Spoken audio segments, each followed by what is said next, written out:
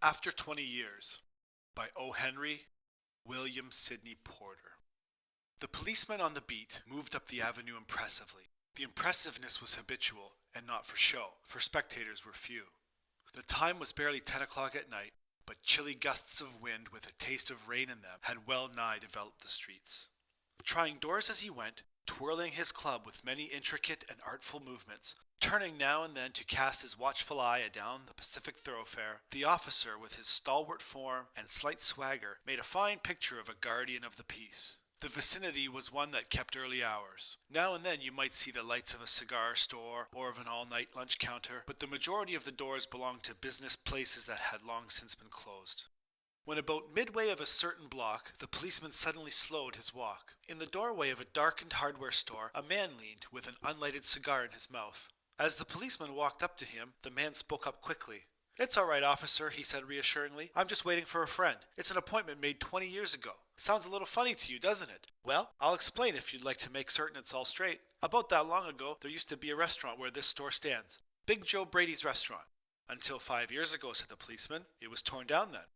The man in the doorway struck a match and lit his cigar. The light showed a pale, square-jawed face with keen eyes and a little white scar near his right eyebrow. His scarf pin was a large diamond, oddly set.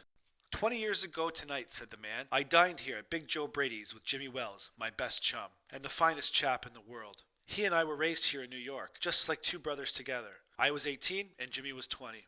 The next morning I was to start for the West to make my fortune. You couldn't have dragged Jimmy out of New York. He thought it was the only place on earth. Well, we agreed that night that we would meet here again exactly 20 years from that date and time, no matter what our conditions might be or from what distance we might have to come. We figured that in 20 years, each of us ought to have our destiny worked out and our fortunes made, whatever they were going to be." "It sounds pretty interesting," said the policeman. "Rather a long time between meets, though, it seems to me. Haven't you heard from your friend since you left?" "Well, yes, for a time we corresponded," said the other. "But after a year or two we lost track of each other. You see, the West is a pretty big proposition, and I kept hustling around over it pretty lively. But I know Jimmy will meet me here if he's alive, for he always was the truest, staunchest old chap in the world. He'll never forget. I came 1,000 miles to stand in this door tonight, and it's worth it if my old partner turns up." The waiting man pulled out a handsome watch, the lids of it set with small diamonds. 3 minutes to 10, he announced. It was exactly 10 o'clock when we parted here at the restaurant door. "Did pretty well out west, didn't you?" asked the policeman.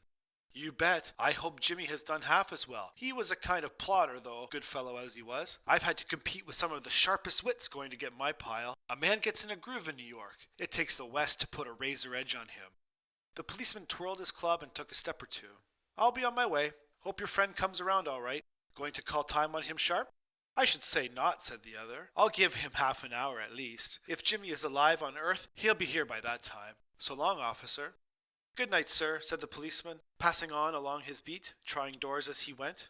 There was now a fine cold drizzle falling, and the wind had risen from its uncertain puffs into a steady blow. The few foot passengers astir in that quarter hurried dismally and silently along with coat collars turned high and pocketed hands. And in the door of the hardware store, the man who had come 1,000 miles to fill an appointment, uncertain almost to absurdity, with the friend of his youth, smoked his cigar and waited. About 20 minutes he waited, and then a tall man in a long overcoat, with collar turned up to his ears, hurried across from the opposite side of the street. He went directly to the waiting man. "Is that you, Bob?" he asked doubtfully. "Is that you, Jimmy Wells?" cried the man in the door. "Bless my heart!" exclaimed the new arrival, grasping both the other's hands with his own. "It's Bob, sure as fate. I was certain I'd find you here if you were still in existence. Well, well, well, 20 years is a long time. The old restaurant's gone, Bob. I wish it had lasted, so we could have had another dinner there. How has the West treated you, old man?" "Bully. It has given me everything I asked it for. You've changed lots, Jimmy. I never thought you were so tall by 2 or 3 inches." "Oh, I grew a bit after I was 20.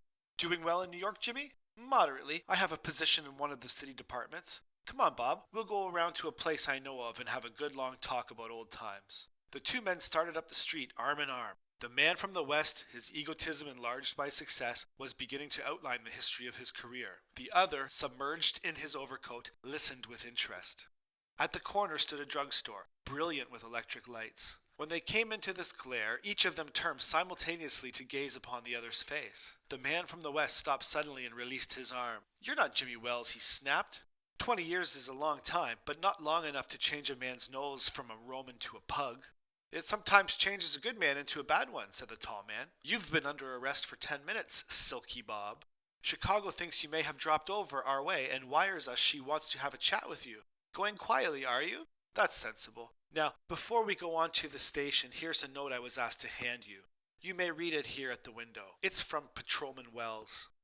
The man from the west unfolded the little piece of paper handed him. His hand was steady when he began to read, but it trembled a little by the time he had finished. The note was rather short. Bob, I was at the appointed place on time. When you struck the match to light your cigar, I saw it was the face of the man wanted in Chicago. Somehow I couldn't do it myself, so I went around and got a plainclothes man to do the job. Jimmy.